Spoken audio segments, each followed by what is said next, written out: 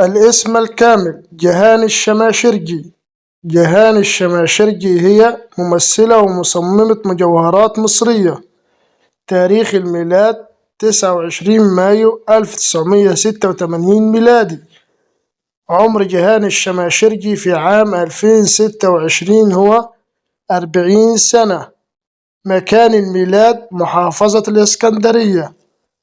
الجنسية: تحمل الجنسية المصرية. الديانة: الإسلام.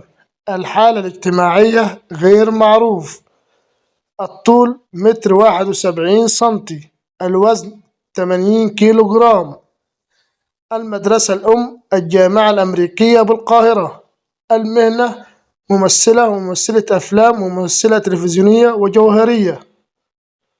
اللغات: اللغة العربية واللغة الإنجليزية واللغة الفرنسية واللغة الألمانية.